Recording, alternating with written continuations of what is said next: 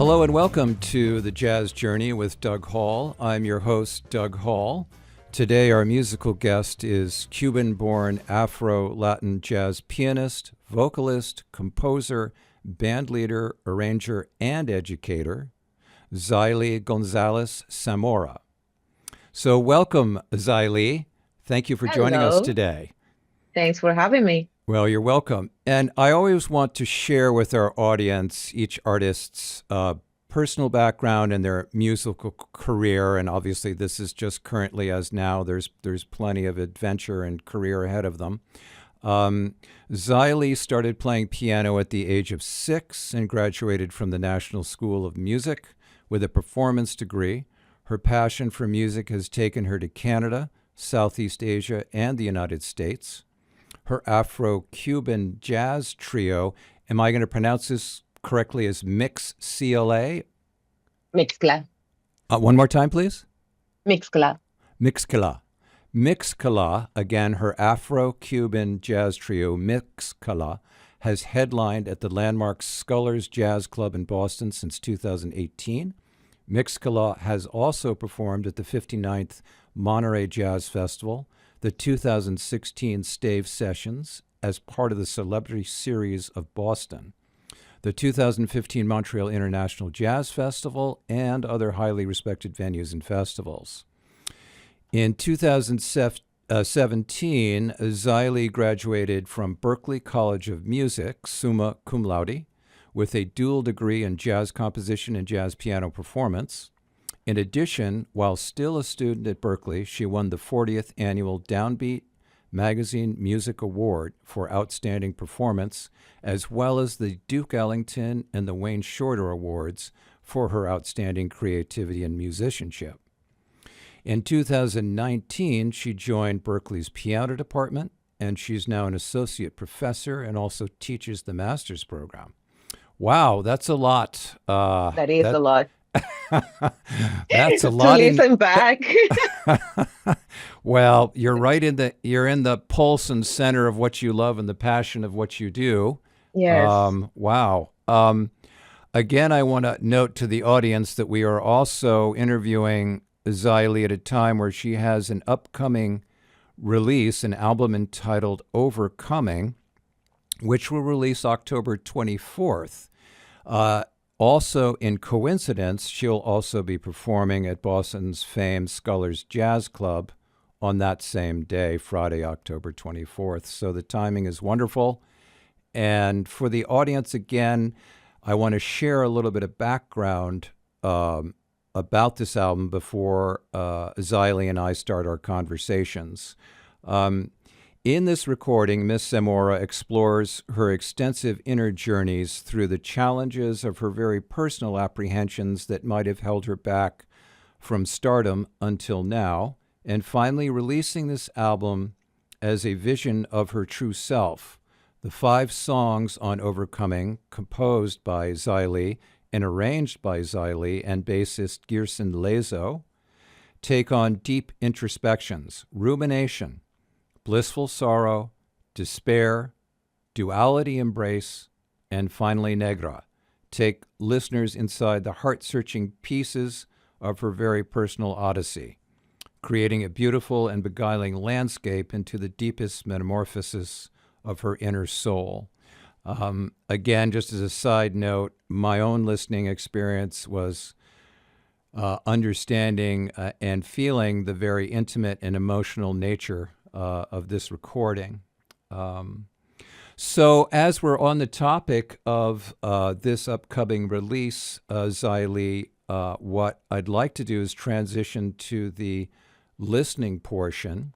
We have both a selection, which I believe you refer to as the title cut in a way, Rumination. Yes. And then secondly, we will listen to Negra. Would you please set up the I guess the origins, or tell the audience a little bit about Rumination before we hear it? Yes. Rumination is pretty much a letter to myself, to the child, you know. this whole journey with this album started pre-pandemic when I started going to seeing a coach, a life coach. And in that process, I started to understand something I had no clue that I was going through, which is music performance anxiety in Mm-hmm. some level.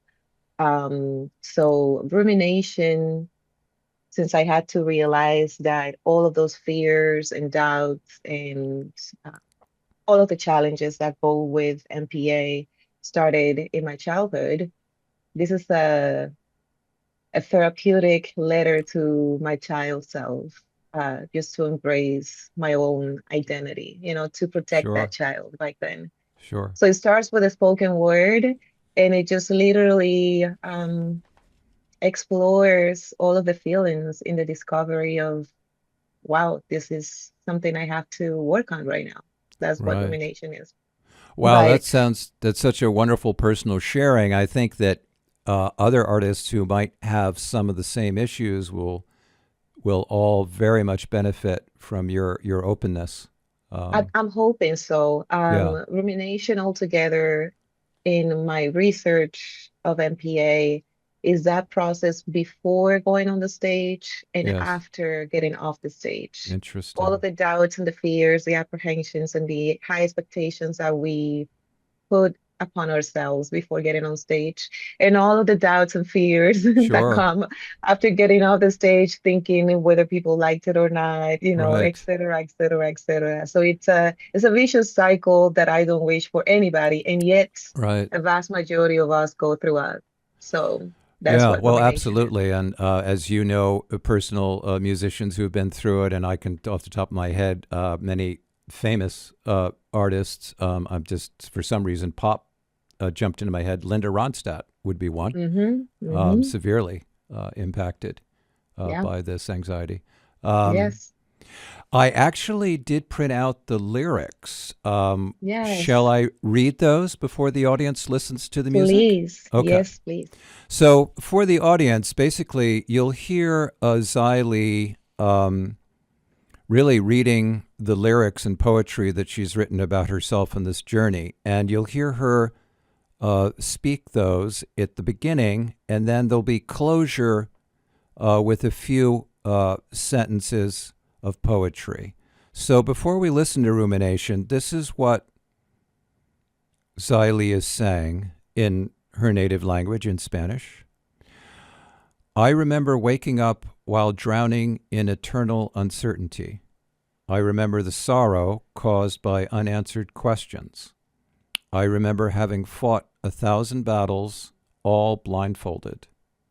I remember the fears that inhabited my consciousness, which paralyzed me like freezing, scalding water. And in that journey, I met a girl. The girl I once was, the girl that still awaits, the girl that still stands in time with tears in her eyes and sorrow in her heart. And as you listen to this snippet of the composition Rumination, you will feel some of that emotion. Zyla will close by saying, I remember the sorrow, and I remember it blind fully. I remember the fears, and I remember my sorrow. I remember that girl. I embrace her, and she finally rests. Wow. Well, let's give a listen to Rumination, please. Recuerdo un despertar mientras me ahogaba en una incertidumbre eterna. Recuerdo el pesar provocado por preguntas sin respuestas. Recuerdo haber librado 1000 batallas, todas a ciegas. Recuerdo los miedos que habitaban mi conciencia y que me paralizaban cual agua que hiela. En esa travesía conocí a una niña, la niña que un día fui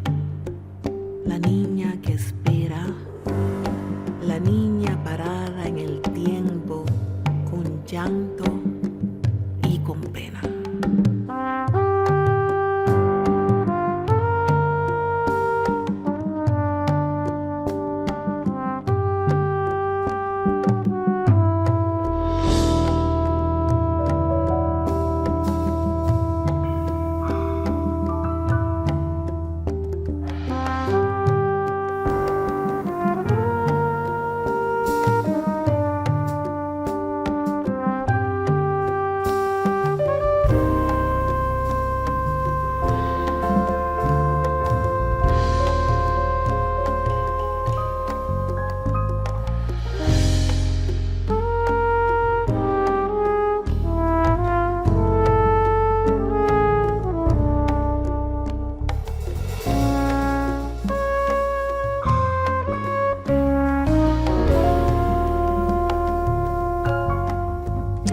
Wow, my first response to that, Zahili, is it's so meditative in a way. It's soothing. It's so reflective after your words, and then with is that a flugelhorn or a trumpet that plays that rich melody? Yeah, that the cousin of the trumpet, as I like to call it. You're correct. The flugelhorn. Yeah, it's a A much beautiful. softer sound. And Sean Jones has an amazing sound. He's actually the person I envisioned for that part. And yeah, it didn't disappoint as usual. Yeah, it's really it's very seductive as well because you need to be quiet and listen, and it does feel meditative and reflective. So it's a Yeah, wonderful expression of your feelings. yeah. Well, thank you again. I'm glad I had an opportunity to share the lyrics as well because it's multidimensional. So it's both poetry and it's music and Thank you. it's all those elements. Yes. Well, we move on to the next selection, which we'll listen to for 2 minutes, and that's entitled Negra.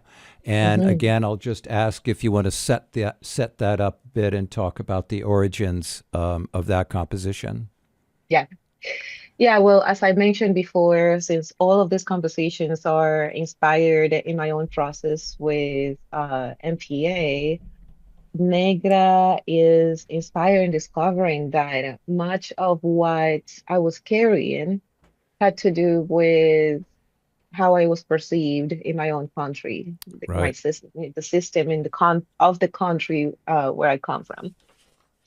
So being Black is one thing, being a Black girl in Yes. a music conservatory, predominantly white and Right. European oriented. Learning very, very, very early in my childhood, not just in music, but in general, that in order to fit in, this is not necessarily true, but it's information I was fed, since I was a kid. In order to fit in, because I was Black, I needed to perform at my best. I Right. had to be in my best behavior. I Yes. had to be, so that's a lot of pressure for a kid. Mm-hmm. Um, so in that process, music became not only escape, but also a way of survival. Yes. And so Negra is the finally embracing, because in that process, there's a perception of the self that tends to be diminishing. Right. So this tune is almost rebel in a way. It's the Right. complete opposite of rumination, Right. It's up Right. in arms, and it says, that's it, I'm done. I accept myself for who I am, Mm-hmm. with the good and the bad, because I'm a human being after all. And Sure. that's the beauty of it, imperfection. We're not supposed to be perfect.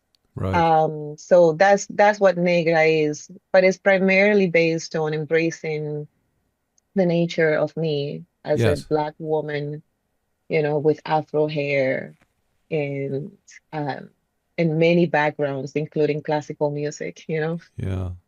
Well, that was very articulate. Thank you for sharing that. Thank you. And so we will listen to a portion of Negra.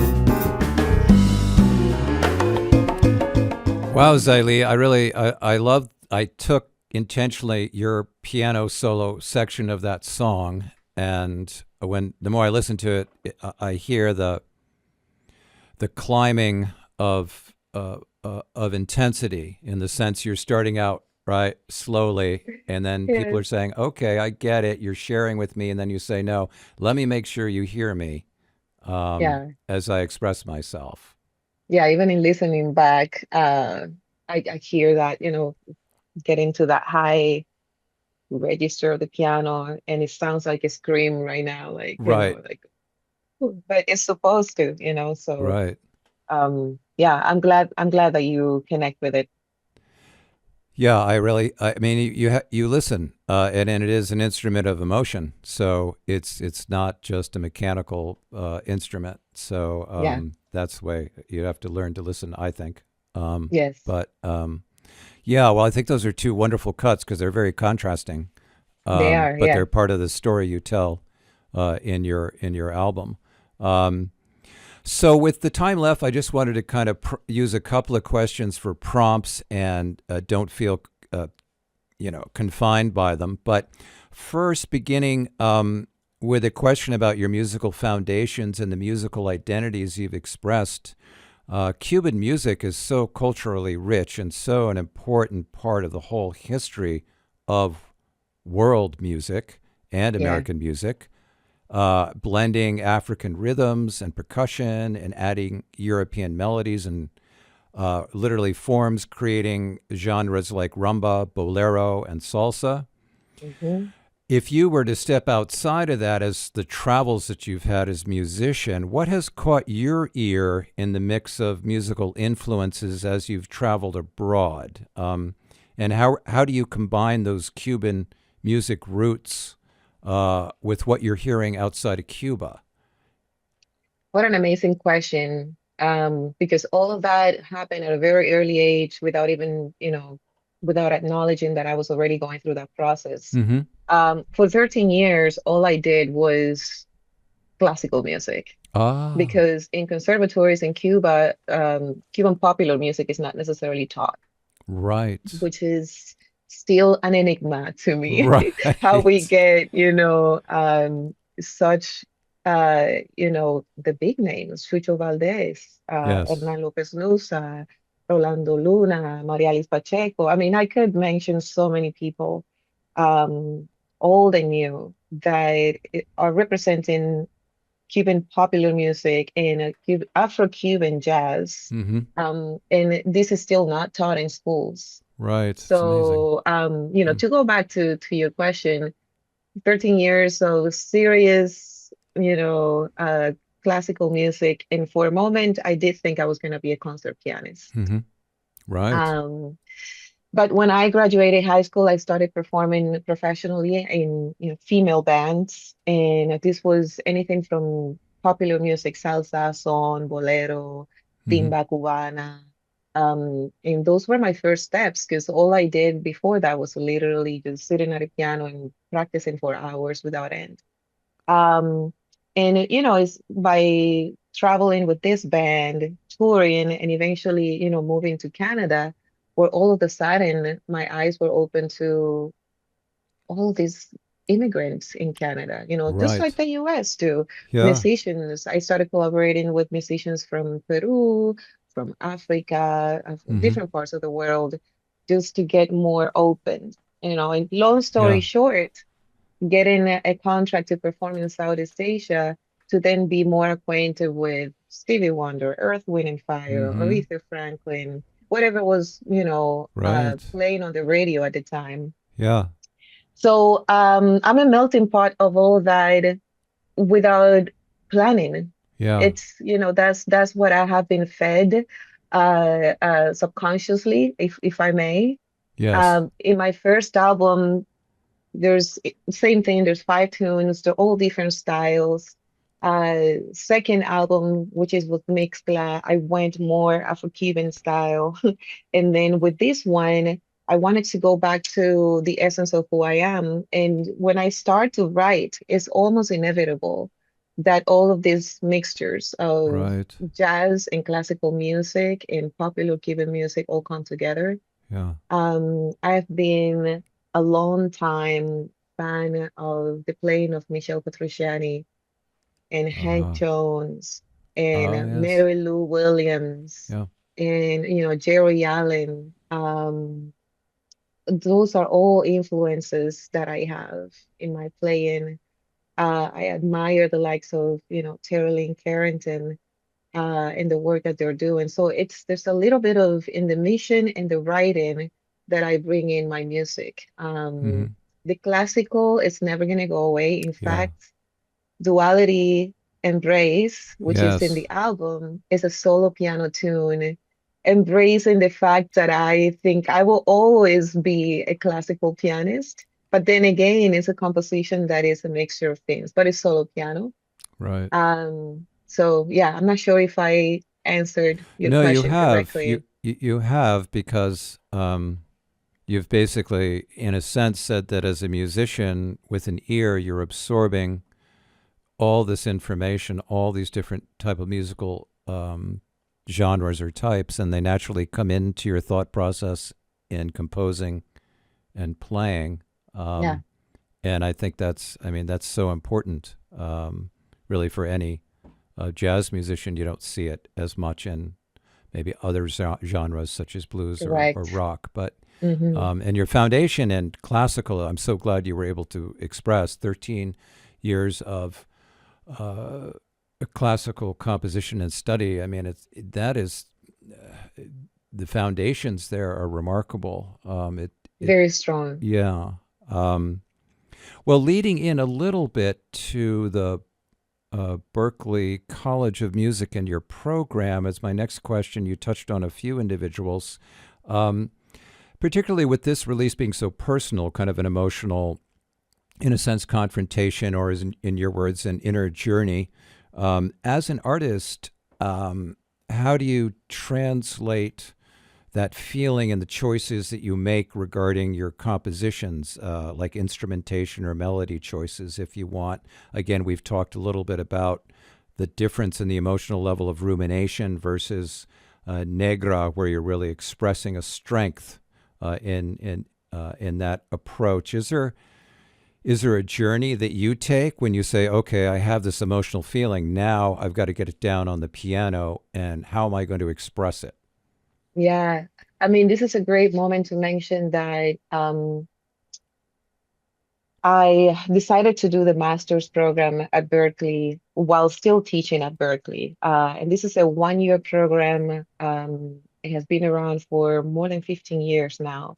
It's directed by Maestro Danilo Perez. Yes. And it's a program that enforces really getting to know what your mission is as an artist. Because by the time you graduate, you have a compilation of music that you compose during the program, Okay.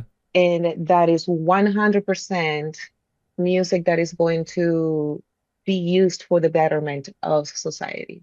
Right. And this was my opportunity to, once I knew what I was going through, to really isolate myself and write and find a sense of mission with this album.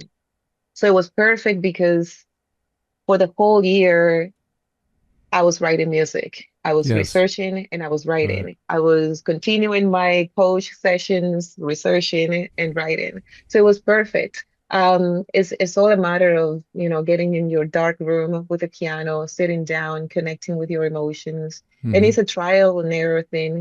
I mean, even in that year, the music I composed, it's only a snippet of what you're hearing because it's always going to be a developing process. Sure. Um, Right. and yeah, you connect with the kind of instrumentation that one chooses has a lot to do, at least in my opinion, with the message of the song. Right. Okay. And kind of adding on to that relationship at Berklee, could you talk, I mean, particularly going through kind of, as you said, navigating your path as an artist during a difficult time, which happened to coincide with the pandemic, and your Hmm. master's studies at the Global Jazz Institute. Were there a particular or two particular individuals that you can cite as being most supportive and grounding, and how you had a relationship with them? I mean, two is such a little number. I know, it's a I large group. Yeah. Yes, I live in utter gratitude for the people that have, that I have worked with and that have mentored me in some form. Um, oof, I mean, let me just say, Bridget Keller, who is not necessarily a musician but a music lover, Okay. and she's my life coach. Ah, And okay. she has been instrumental in this process. The first person that, finally said, I think we need to work on something in here. And, Okay. that's really Okay. what started the whole journey. Um, uh, at this point, she's more than just a life coach. We still work together, but I've been so Sure. passionate about this subject that we actually created an online course for Oh. musicians, which is 5 Ah. days long, and we conducted ourselves. It's online. So, in terms of people that have been supportive, instrumental, inspiring, motivating, there to lean an ear and a shoulder, um, I would say she's, yeah, one of those big ones. But generally speaking, man, I have so much to say. Anything from friends to my mentors Right. at Berklee, to people that I work and perform with, that have been there and that understand the message, that are Yes. highly supportive all the time. Yes. Right. Well, thank you. And I want certainly any listeners that can relate to the experiences that Zahili has had, that you can find information on the internet through searching her name and through. Yeah. My website is www.zahilizamora.com. Okay. And not only can you see everything about my concerts and what is coming up, obviously, the release of the album on October 24th, but also if any of the people listening, if out there somebody listening is a musician also dealing with the challenges of performance, this course is ongoing, and there's a lot more information on my website as well. Wonderful. And that will be posted on our production so they can see your website. They won't have to Excellent. remember the name. Well, quickly, 30 minutes comes to a close, but You see that? we've had a wonderful conversation. I do want to give you an opportunity to mention any upcoming compositional projects or performances, obviously beyond your current release, Overcoming, which is also going to occur on October 24th, along with a performance at Scullers Jazz Club. Do you want to share some additional venues and or thought processes for other projects? Yeah, well, for an artist, the creative process never Right, ends. right, of course. Obviously, I'm 100% focused in this project right now, and the ripple effects that it may cause to communicate these challenges Mm-hmm. is something I still don't cannot grasp on, but I have so much faith in how much this can connect with audiences and artists alike. So I'm definitely gonna be doing a lot more concerts. I cannot tell you right now, there's a lot